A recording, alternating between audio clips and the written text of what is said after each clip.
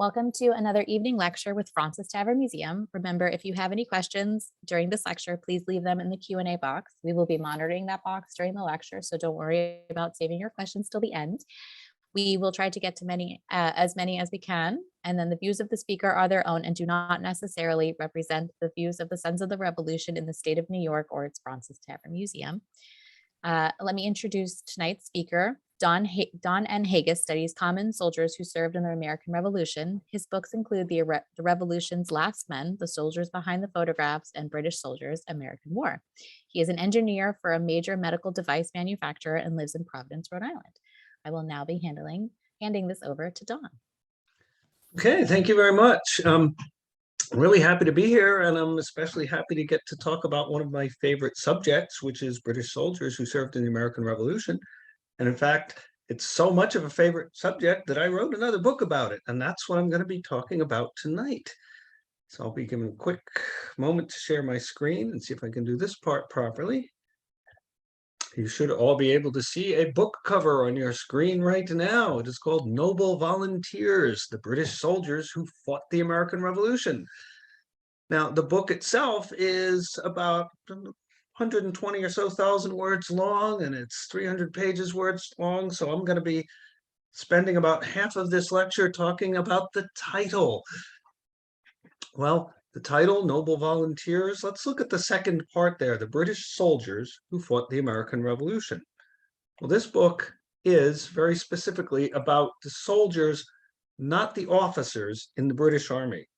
So I carved out one portion of the Army rather than talk about all aspects of it here.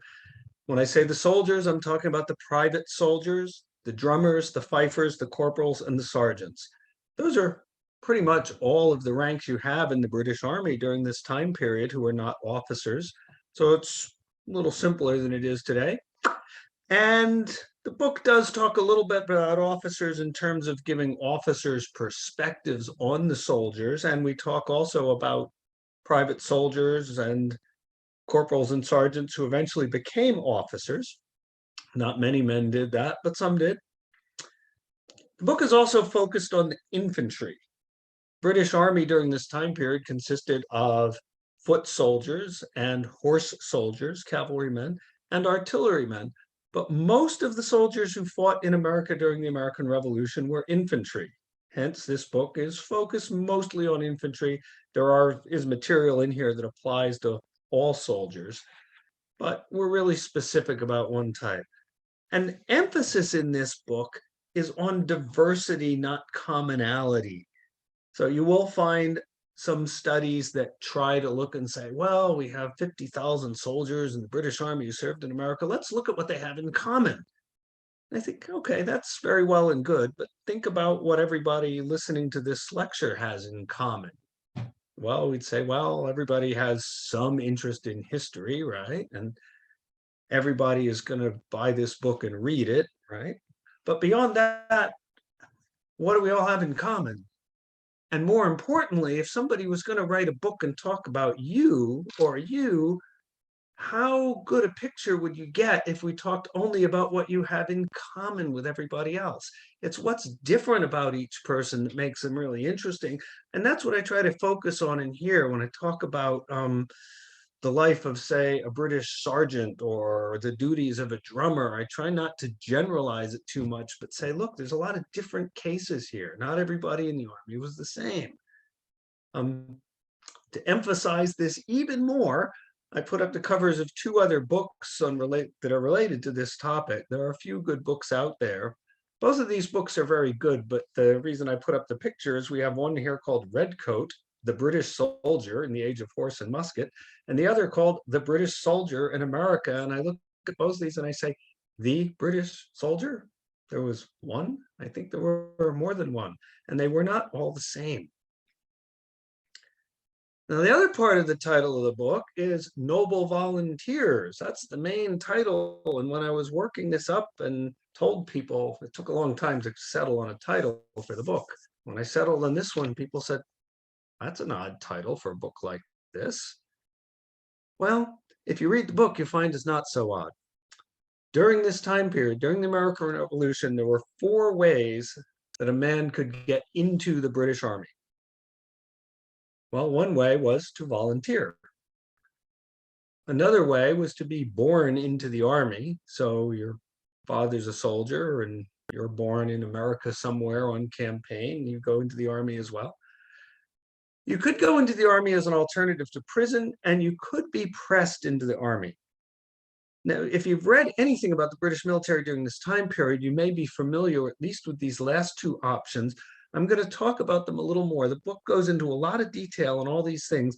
I'm going to address them right now just briefly and in opposite order of importance. So when I start with the thing that was the least important and the least common way to get into the British Army during the time period of the American Revolution, that is going to be impressment. There's a lot of writers make a big deal about impressment when really it was only a small and not very important thing during this time period. Pressing soldiers into the British Army during the American Revolution was allowed only during a brief period between June and May of 1780. Actually started right at the very end of May 1778. So there was a 2-year period when it was possible to be pressed into the army. When did the American Revolution begin in terms of the fighting and the warfare? Everybody knows that was April 1775. And when did it end? Well, we all know that was sometime in 1783, depending on which date you want to choose.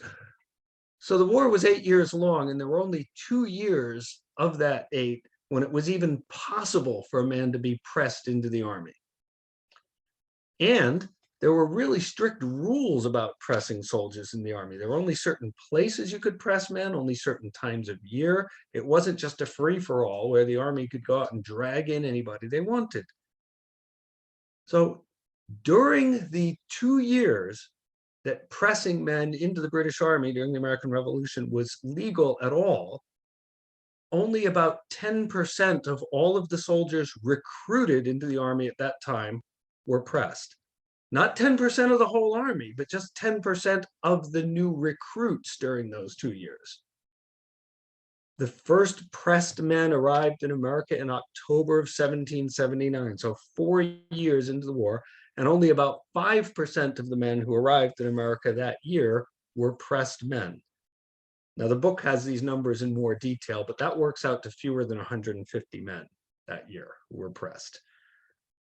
So for the American Revolution, fewer than 1% of all the soldiers who served in America were pressed into the army. And even at that, only men who were joined in America after 1779 might have been pressed in the army. It was hardly anybody. The most in any regiment was about 37 men, a regiment being about 500 men. So even though there's a lot of writing has been put into this idea of soldiers being pressed into the British Army, it was a really rare thing. It had no real consequence on the nature and the character and the operation of the British Army in America. Now let's look at another way to get in the army, an alternative to prison. Well, you could join the army as an alternative to prison if you were charged only with a petty crime, not a major crime. So if you murdered somebody, or if you committed some really bad type of robbery or some awful violent crime, you were not going to be offered the alternative of joining the army, because, not being a bunch of complete idiots, the people in the army recognized that you probably wouldn't make a very good soldier. So, but if men were charged with petty crimes and somewhat passive types of crimes, they could be offered enlistment in the army as an alternative to prison. So we have crimes like bigamy, petty theft, burglary, failure to pay child support, things that are still crimes today were crimes then. And you could, if you were convicted of one of these things, been offered the opportunity to join the army. Now, the army had the right of refusal. So you, as a convicted person, are offered the option of joining the army. And if you say, yes, I want to do that, and the army says, we don't really want you for any reason, you're not going into the army. During the time of the American Revolution, only a few hundred men went into the army in this way. Again, the book has a lot more detail and statistics on it. This is a few hundred men in the entire British Army. And of those, only a subset ended up serving in America during the Revolution. So we have a very tiny fraction of the whole army got in through this avenue. Even more important, this was a voluntary way to go into the army.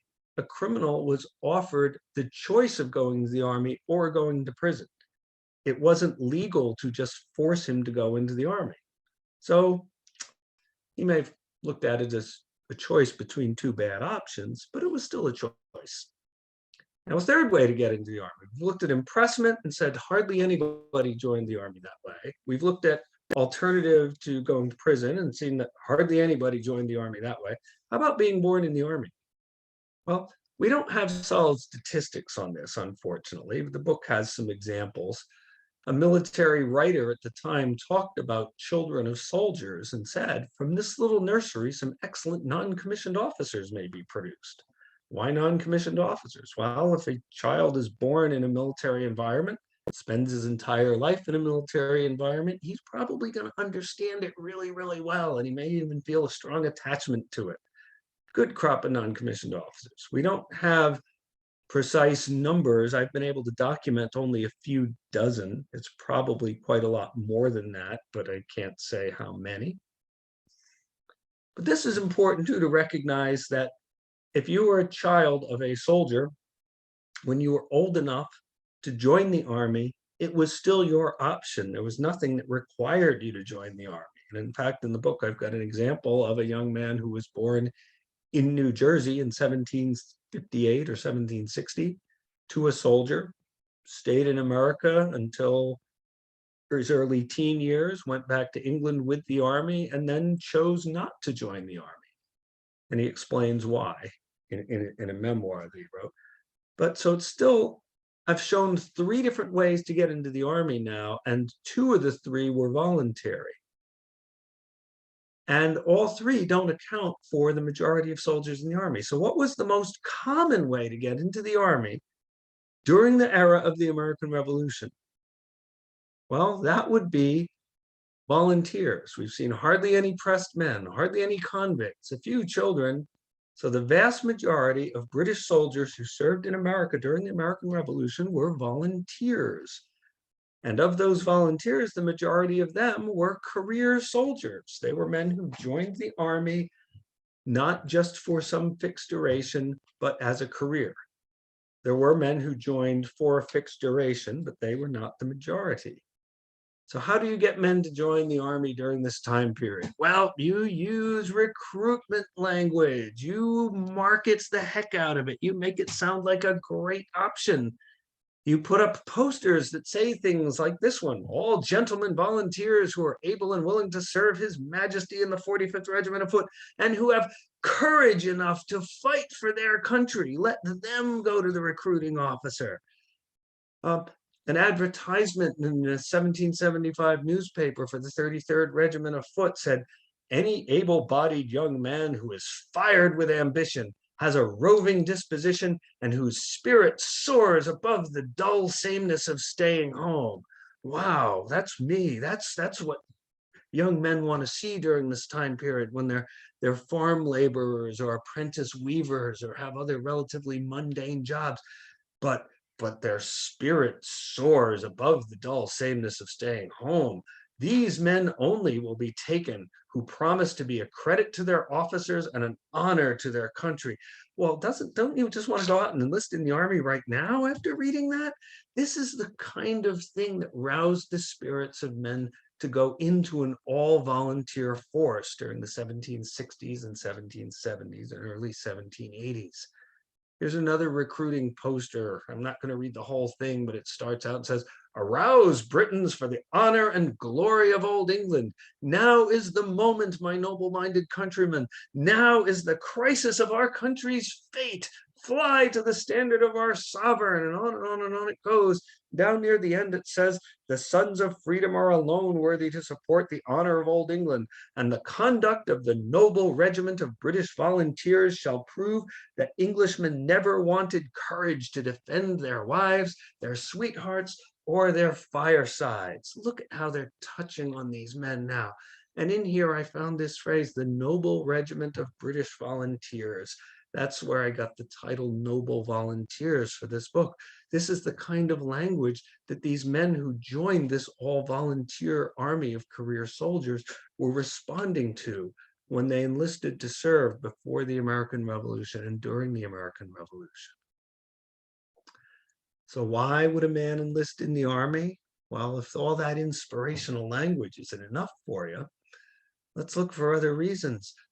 There's some books that will tell you generalized things like, well, in times of economic difficulty, men turned to join the army because they couldn't find other work.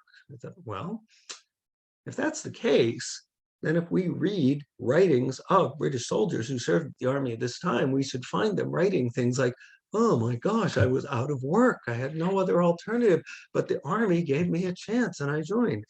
The odd thing is that so far, as of this writing, I found 35 examples where soldiers actually wrote down their reason for enlisting in the army.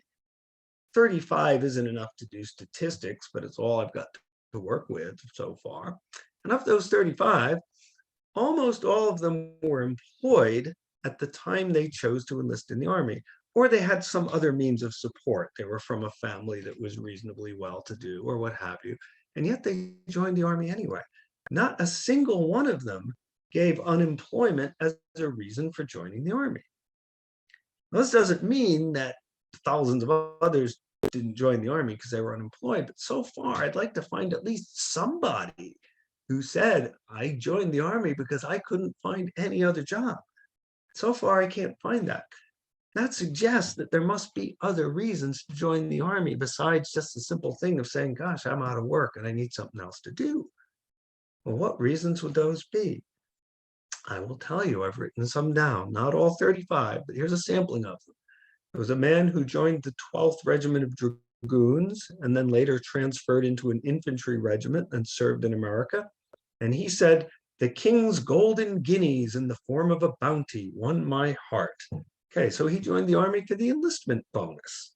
Never hear of anybody doing that today? Sure.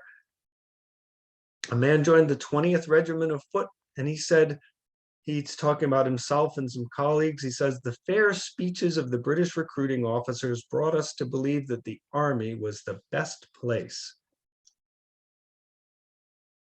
Well, that's no surprise. You just saw some of the language of recruiting officers, and you probably all think the army must be the best place after that, right? John Pink joined the 33rd Regiment of Foot.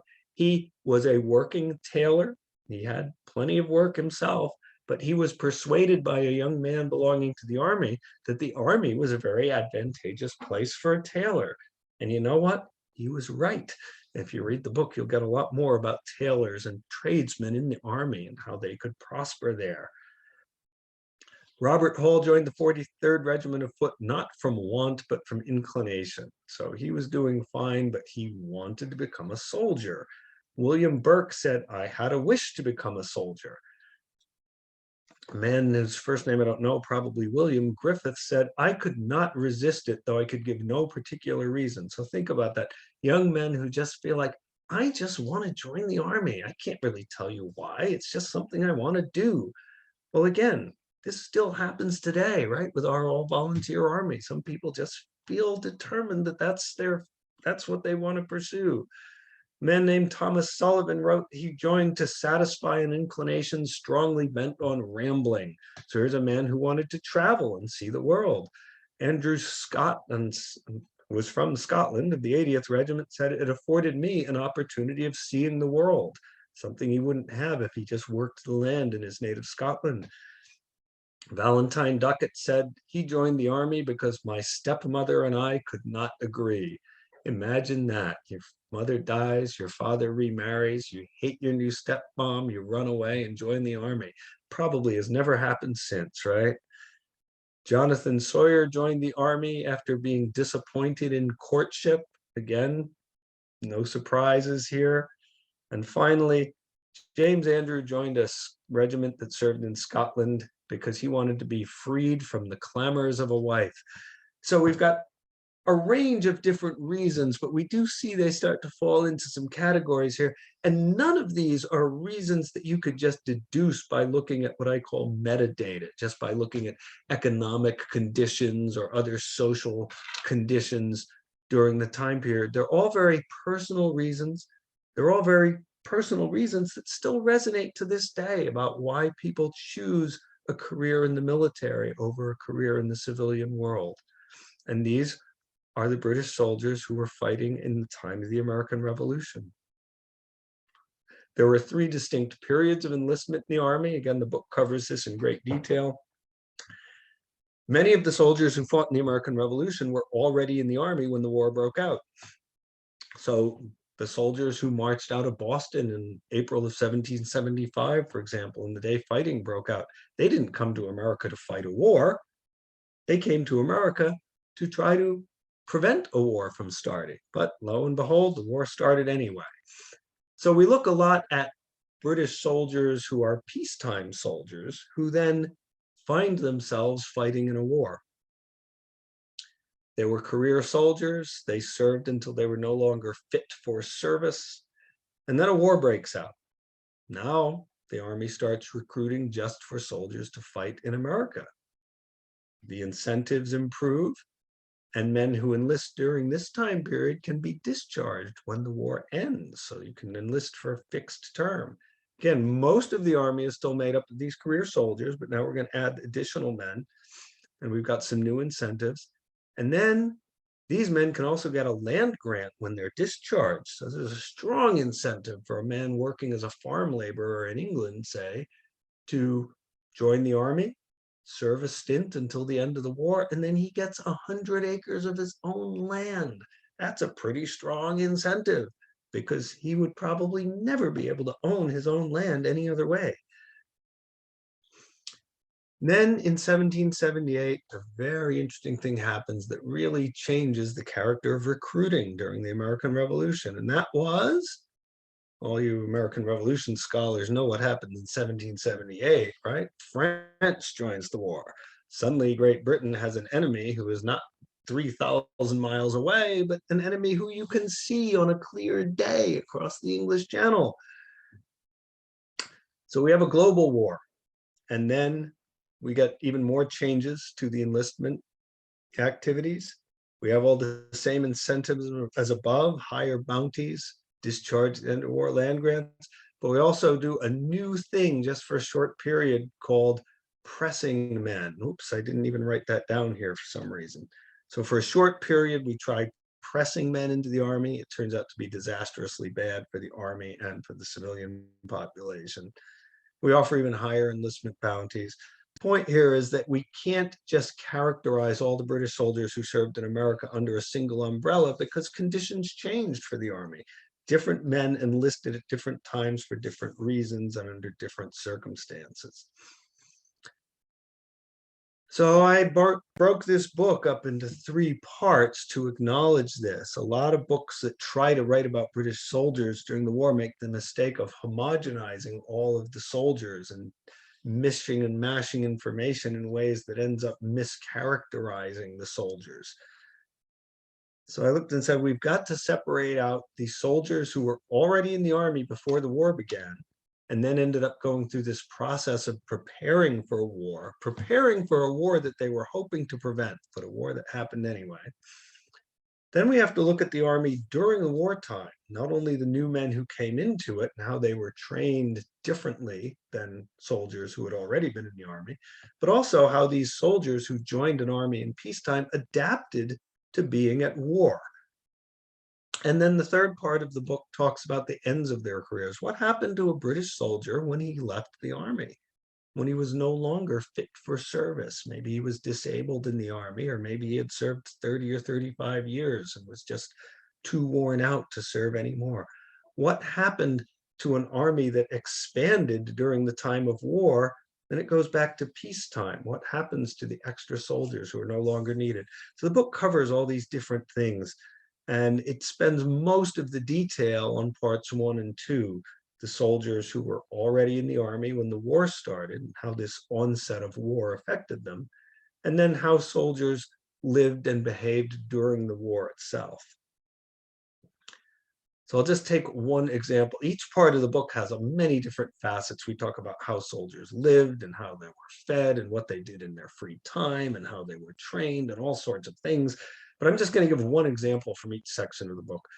The first part, preparing for war, talks about recruiting during peacetime. It gives some demographics and background about the structure of the army, just to put things in context. It teaches you about the soldiers' ranks and how they were paid and trained and what you could expect as a career path. And in particular, we go into a lot of detail about how the soldiers who were in America before the war began prepared for the onset of war. Again, a war they were hoping to prevent, but they did prepare for it. He talks about physical fitness, target practice, training in larger organizations of soldiers, which they didn't usually do in peacetime. And I just mentioned the word target practice. Anybody here ever attended a battle reenactment or talked to a reenactor? If you have done, or if you have read a lot about the American Revolution, you may have heard it said that British soldiers did not aim their muskets. You may have even seen it said that British soldiers were taught not to aim their muskets. Well, let me tell you now that these people were not a bunch of dum-dums. They had figured out a long time ago, they'd been using firearms for 100 years, and they had figured out that if you aim at what you want to shoot at, you stand a much better chance of hitting it. How do we know this? Well, we see and we get examples in the book of soldiers doing what's called firing at marks, which today we would call target practice. This is where we get the term marksmanship, from firing at a mark. We find in the manual that's used to train British soldiers during this time period, says when you point the gun at something, you point it with the left eye shut and look along the barrel with the right eye from the breech pin to the muzzle. That sounds a lot like aiming, doesn't it? And in fact, if you look at this diagram over here, this is from another British Army training manual during the time period. It lists all the different parts of the gun. Way up at the top, near the end of the musket barrel, it's got item E. And sadly, if you talk to a lot of reenactors, they will tell you that that thing is called a bayonet lug, and it's used to fasten the bayonet to the barrel. Well, it does help connect the bayonet to the barrel of the musket. But if you look at the British Army training manual from the 18th century at item E, you find that that thing is called a sight, which really implies that it is used for doing what? Aiming the musket. And we find, looking through this book, that British soldiers in America in the year before the Revolutionary War actually broke out on April 19, 1775, these soldiers did a lot of live target practice, fired over 80 rounds per man over a 4-month period. If you're in the modern army, 80 rounds doesn't sound like much, but if you fired a flintlock musket, you'll recognize that 80 rounds of live ammunition is quite a bit to become reasonably proficient at hitting the target you aimed at. That was a bit long and drawn out. The book itself has only 3 or 4 pages on this, but it talks about all kinds of other aspects of training and adapting to being a British soldier in America at a time when tensions are building and it looks like war is coming. Second part of the book talks about the wartime army. This is the longest part of the book. It talks about how recruiting and training changed because there was a war on. Talks about how tactics changed and adapted to fighting in America. Talks about where soldiers lived. We have all seen pictures of encampments of tents, but it turns out soldiers spent a lot of their time living in places other than tents. They lived in barns, they lived in outbuildings, they lived in wigwams made out of brush and straw, and they lived rolled up in blankets under the stars a lot of the time. Book talks about food and hygiene and health and what soldiers did when they were not on duty. It talks about how pay and promotion changed during times of war. So let's just, again, carve out just one little detail from the book that we talk about in the subject of health and hygiene. Was it possible to survive a wound from a battle? Well, we certainly might have the idea that during the time period, the medical activities were pretty crude, but And odds were pretty good that if you got your arm or your leg shot off by a musket ball or had a musket ball go through your body, you were probably going to die. I thought this very same thing until I compiled real data for this book. And I was surprised at what the information told me. One of the most exciting things about a researcher is when you develop a hypothesis, you look at real data, and the data actually tells you something that you did not expect. So for one of several examples, I have a British regiment that served in Rhode Island in August of 1778. They were involved in a really big battle. They had 11 men killed and somewhere between 50 and 56 men wounded, which proportionally is quite a lot for a battle during this time period. This is out of about 400 men committed to the battle. And of those 50 to 56 killed, I thought this is a good, or wounded rather, this is a good sample to look at because this regiment didn't do any fighting for the next several months. So I can just isolate these wounded men. I know one of them died because there's a specific document that says he died of his wounds after battle. Over the next 4 months, I have muster rolls that tell me which men in the regiment died, but they don't tell me the cause of death. So I know some men died. They may have died of wounds, or maybe they died for some other reason. But at least I got something to work with. So out of this 50 to 56 men wounded in the battle, I've one I know died. And of that, only 3 other men died of any causes over the next 4 months.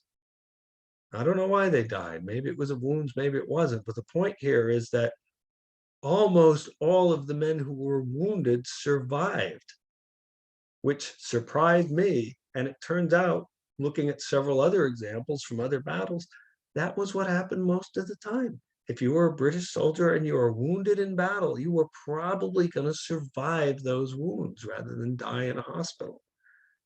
Totally unexpected to me, but that's what the data tells us. This is the kind of thing you find in this book that talks about being a British soldier at war in America. Finally, end careers, speaking of which, we're getting toward the end of the lecture, so hang in there with me. How could you end your career in the British Army as a career soldier? Well, you could die. That'll do it. You could desert from the army, and something around 5% of British soldiers did leave the army that way. You could become a prisoner of war and then never return from captivity, which simply means, I don't know what happened to you. Some of these people who never came back may have died in captivity. Other ones may have just chosen to settle in America. We can't be sure about every single one. Soldiers got displaced from their regiments during the war. So a man might be a prisoner of war from a regiment that's in New York, and he escapes and makes his way to, say, Canada. Now the British Army in New York has no idea what happened to it, but the British Army in Canada does. But more soldiers got worn out or somehow incapacitated during their service. Eventually, it's determined that they're no longer able to serve as soldiers and they get discharged from the army. Let's look quickly at an example in 1783 of the force reduction.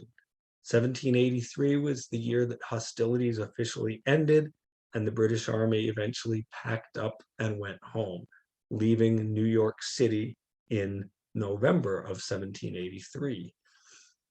One of the regiments that left New York City in November of 1783 was the 22nd Regiment of Foot.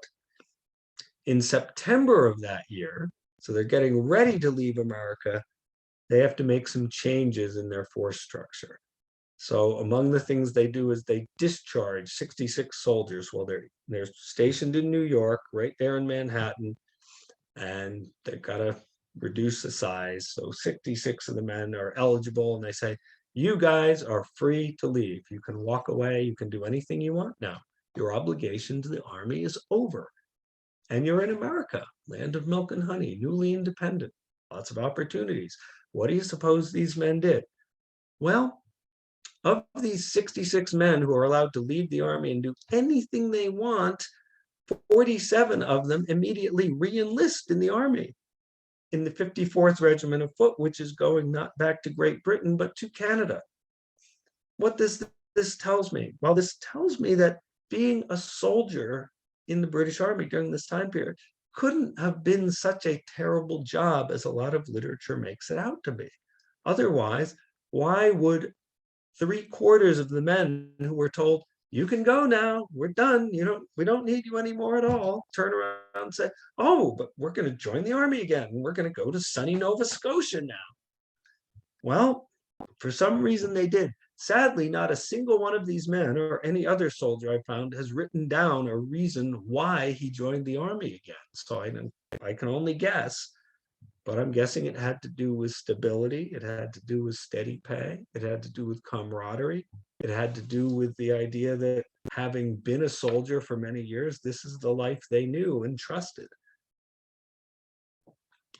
Also, if you re-enlisted, you got another enlistment bounty, which is equal to about a month and a half's pay. So there's an incentive there. But again, without somebody writing down and telling me specifically what their reasons are, I don't like to guess what they might have been. These are the kinds of things we learn about British soldiers when we read this book. I'm going to close by just introducing you to 4 British soldiers. I'll try to be quick about this.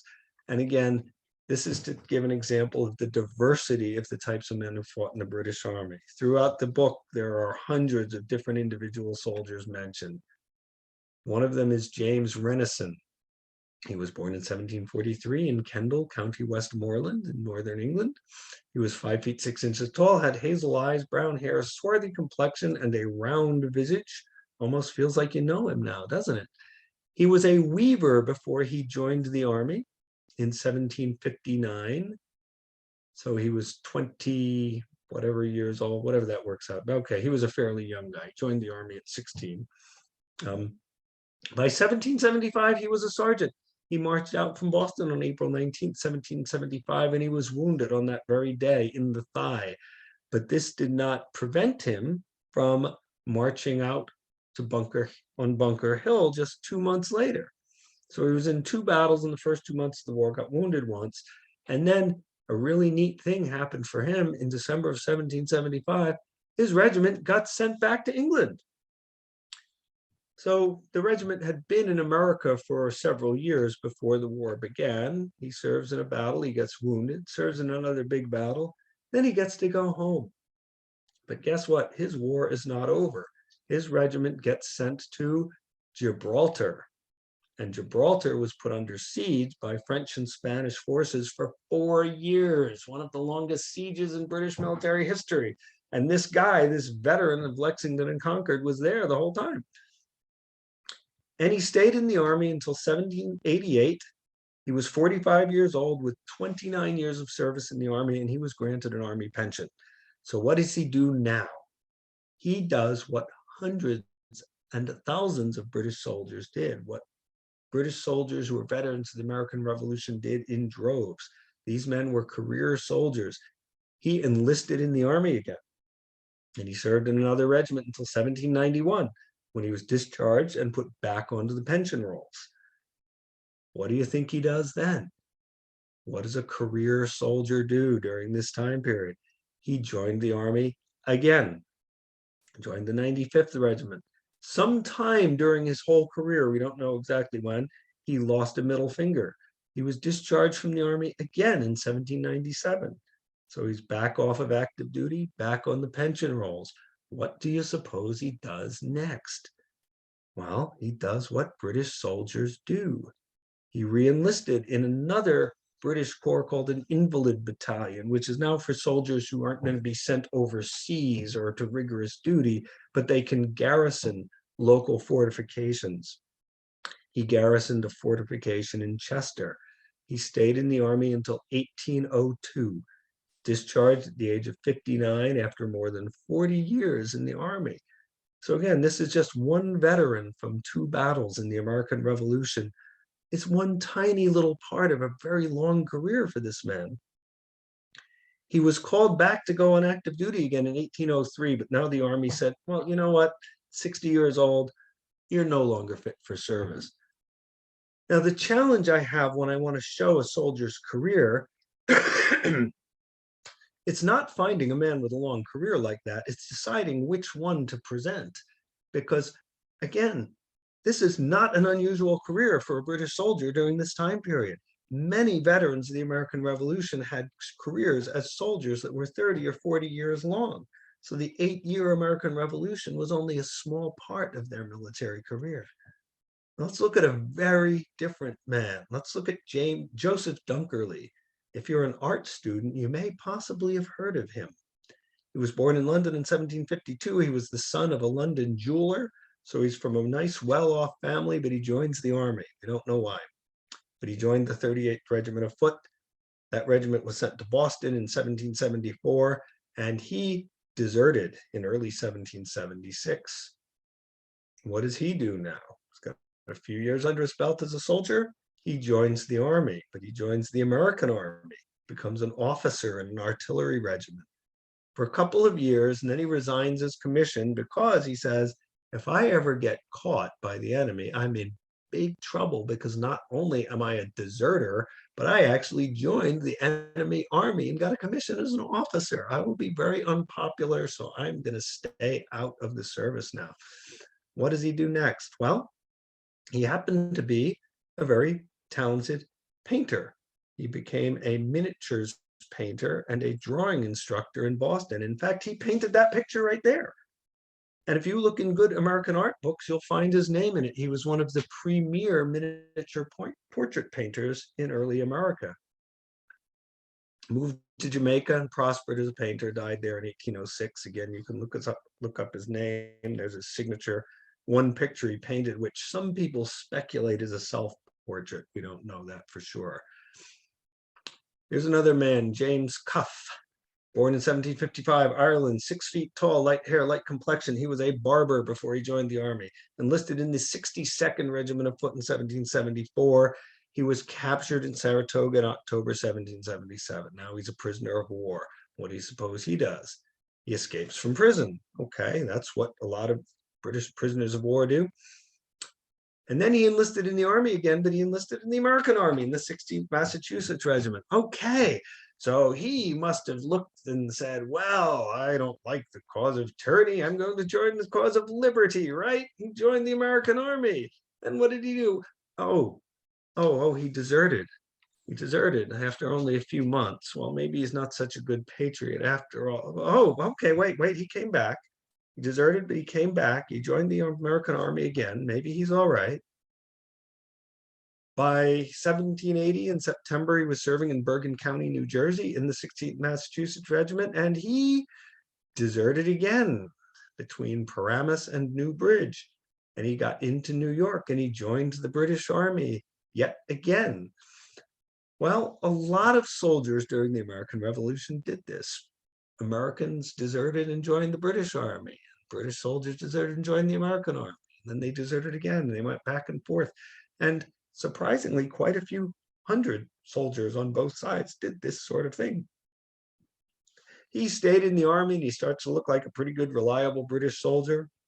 He goes back to England with his regiment in November 1783, and then he deserted from the British Army again in 1784 in England. Don't know what happened to him after that. Again, looks like an unusual career, but quite a lot of men did this sort of thing too. Now, I've looked at 3 different soldiers so far, and they're nothing like each other, right? This is why we need to have a book that talks about the diversity in the army, because you can't characterize all soldiers as being the same. I'm going to look at one more. This picture here, this document is called a discharge, and this is where we get a lot of this kind of personal information about soldiers. If when you left the army, you were given a piece of paper that said you are officially released from your obligation of service in the army. You can't be taken up as a deserter or anything as long as you have this paper with you. It's the discharge of Dennis Green of the 5th Regiment of Foot, who was in their Grenadier Company and was discharged in June of 1783. And if we look carefully at it and get a close-up, if you can read this well, it's a printed form with things filled out. It says, Dennis Green, late a soldier in this company of this regiment. He was born near the town of Mallow in the county of Cork, which you all know is in Ireland.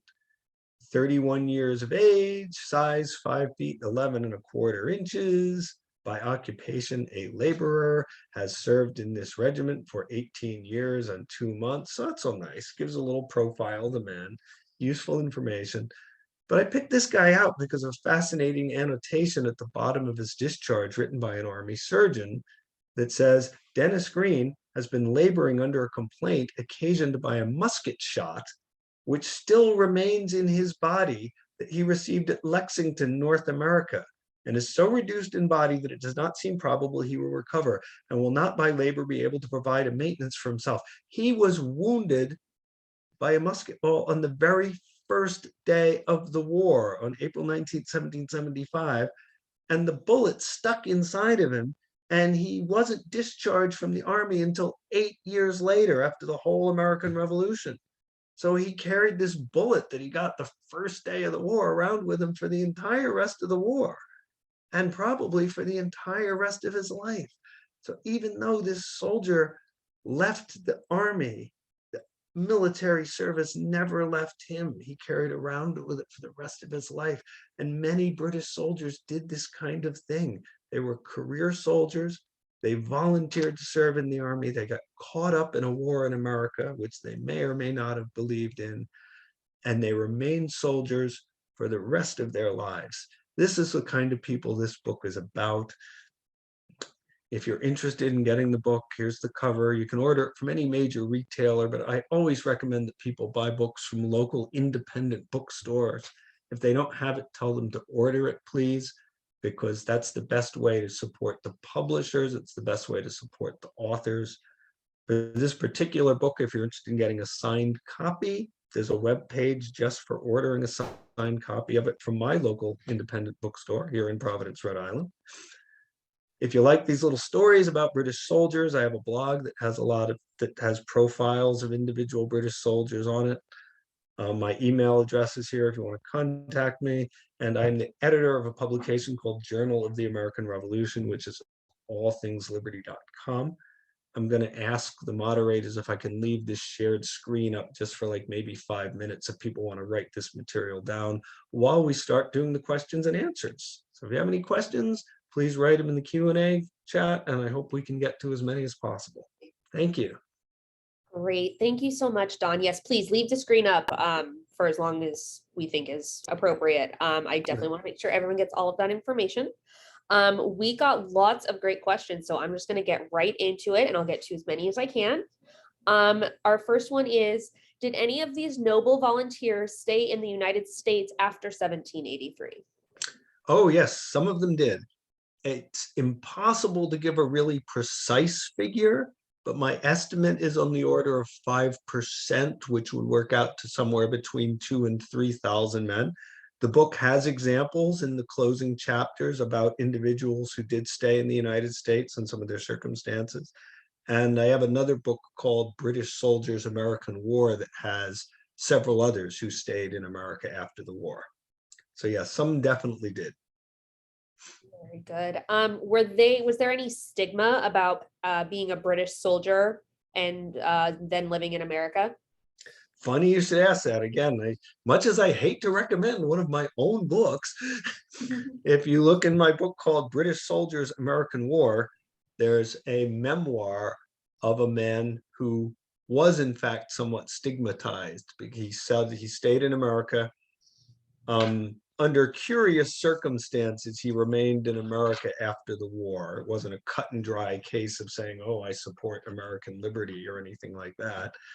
And then gradually over the years, while America was becoming more and more American, he sort of stayed more and more British. And eventually he got into a big argument with one of his own sons about this and ended up shooting and killing his own son. So at the age of 82 years old, he was tried and executed for murder.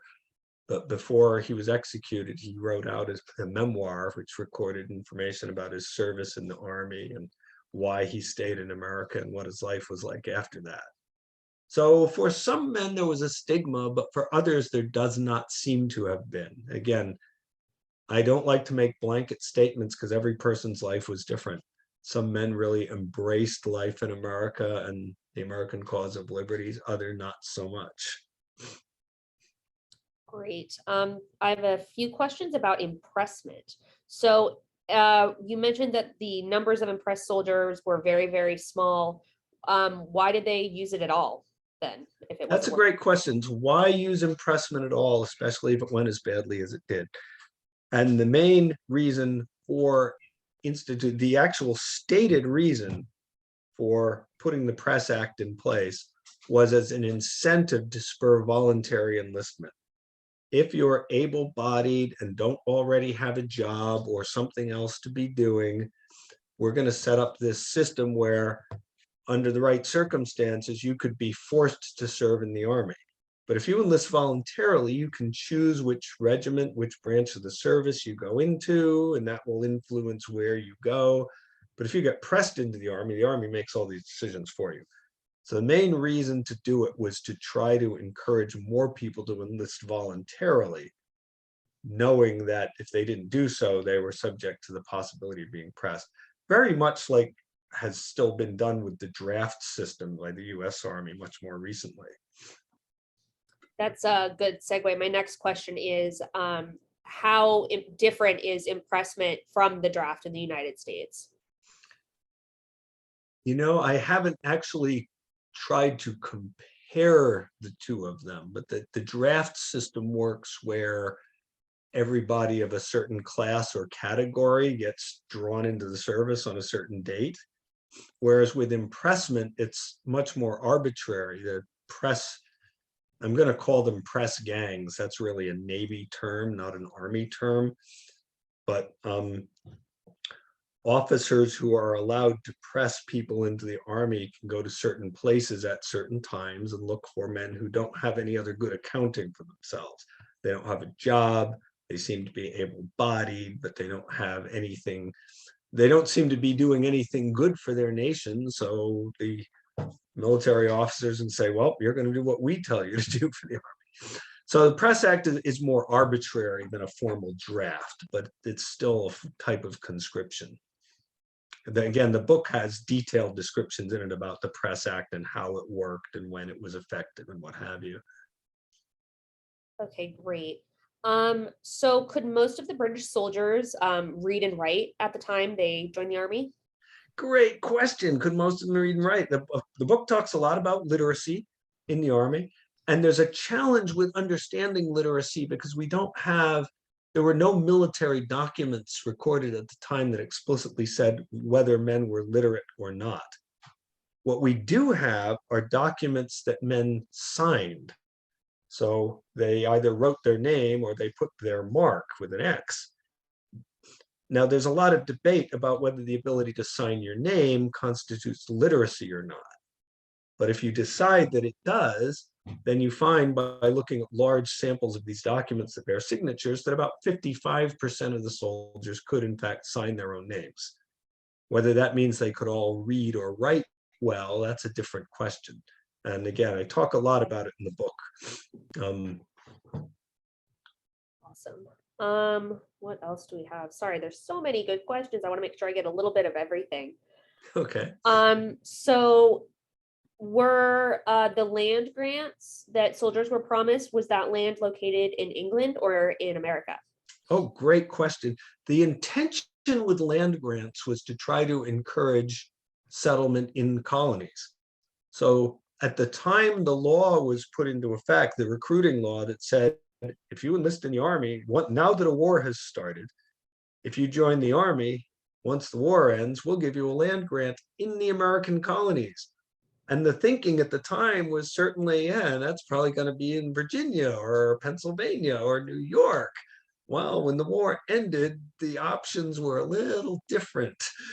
So the land grants end up being in today's Ontario for most Loyalist soldiers, or in Nova Scotia for most British regular soldiers. Well, if you're a young Scottish farm worker tilling rocky soil in terrible weather on somebody else's land, and then you end up joining the Army to get your land grant, and you end up with 100 acres in Nova Scotia, you can still till rocky soil in lousy weather, but at least it's your land and not somebody else's land. So land grants ended up for the British soldiers being mostly in Nova Scotia, but a lot of them were okay with that. Okay, great. What was, just generally, what opinions did the British soldiers have of the Hessian soldiers? Okay, the way the question is phrased is one that's always challenging, because when you say, what opinion did British soldiers have of anything? To answer that, I would need to have a lot of British soldiers who wrote down what their opinions were on things. And hardly any of them did. So I'm left not being able to answer the question well, because I don't want to guess what men thought and felt. And most of the things British soldiers wrote were just very mechanical. They wrote, I did this, we went here, I had that experience, but they didn't write, here's what I thought about something. There are a number of British officers who wrote about what they thought about Hessians. And I have that kind of information on my bookshelf, but I don't have it on the top of my head. So, and I can tell you right away that not a single British soldier wrote about what he thought about the Hessians. So unfortunately, I can't give you a good answer to that question. Understood. I But get I that. did sort of telling you how I approach answering questions like that, though. I only want to tell you what somebody thought. If I have it written down, here's what I thought. As a very good historian would. Okay, few more really quickly. What was different about how the British prepared soldiers for war during peacetime versus the onset of the war? Okay, that's a great question. Again, I actually have chapters in the book devoted to the answer to this question, so it's hard to give a real summary. But in times of peace, in general, when you joined a regiment, you were enlisted by a recruiting party, and the recruiting party could be anywhere in England. During this time period, for the most part, British regiments didn't recruit from particular regions. So we think of British regiments as being the Cheshire Regiment and the Nottinghamshire Regiment and all that. Well, those titles didn't come till later. So you might get recruited anywhere. You spend a little bit of time with your recruiting party, and you immediately start being trained on things like personal hygiene and how to walk with a soldierly bearing, maybe basic things about marching. And then at some point, you get sent to your regiment, which is liable to be, you might get recruited in Northern England and your regiment's in Ireland, or get recruited in Scotland and your regiment is in Southern England. And once you join the regiment, you go into a detailed regimen of being taught how to march and eventually how to carry a gun and all those things. That's in peacetime. So in general, in peacetime, you get recruited and you get sent to your regiment fairly soon. During times of war, a lot more regiments are overseas, so it's not practical to take a new recruit and send them there. So during wartime, we have a bunch of locations called depots. Still get recruited by a recruiting party. You spend some time with it, but then you get sent to the depot, which is in Chatham Barracks or Plymouth Dock or Cork in Ireland. And at the depot, recruits from all over Great Britain are coming and being joined together and being taught, again, within their own regiments. We have all these little clusters of recruits marching around and being taught finer details of soldiering. Finally, once or twice a year, a convoy sets out carrying a whole load of recruits over to America. So you're liable to spend anywhere from 6 months to 2 years in Great Britain as a recruit training before you get sent to America to join your regiment. That's one of the key differences. There's other nuances. And again, we go into a lot more detail about it in the book. Great. And then this is going to be the last question. If you could dine with anyone at Fraunces Tavern, dead or alive, who would you choose? Well, I would choose a live person over a dead one, just because it'd be much more interesting conversation if they're alive. But I would choose to get British soldiers dined in a group called a mess group, and we still use this term today a lot, but it's a group of 5 soldiers who get issued food together as a group. And I would get a mess group from an average British regiment and just chat with those 5 common soldiers and ask them things like what their opinions were on things, because none of them wrote down their opinions. I would ask how they spent their free time. I would ask what they thought about. I would listen to them converse with each other, because this is the aspects of the texture of their lives that is largely completely lost. We don't really know what these people felt like and how they behaved on a day-to-day basis. So that's what I'd want to know. And they would probably be most interested in the food because they're eating in a tavern instead of in their camp. Great. Thank you so much, Dawn. That was a wonderful presentation. All right, thank you. I saw a bunch of wonderful questions come in. So I hope everybody purchased the book. It looks very interesting. And thank you, Allie, for facilitating the Q&A tonight. And thank you all again for joining us. If you enjoyed tonight's lecture and would like to stay up to date with all of our other programming, you can join our mailing list by going to FrauncestavernMuseum.org. There you can also find social media accounts as well as the calendar of upcoming programs. Our next lecture is going to be on April 28th. Thank you for those who have donated to the museum. Your generous support helps us fulfill our mission and share the history of the American Revolution era with the public. If you would like to make a donation, you can also do that on our website, FrauncestavernMuseum.org. Thank you again for joining us at another museum lecture, and we hope to see you again soon. Good night, everybody. Thank you.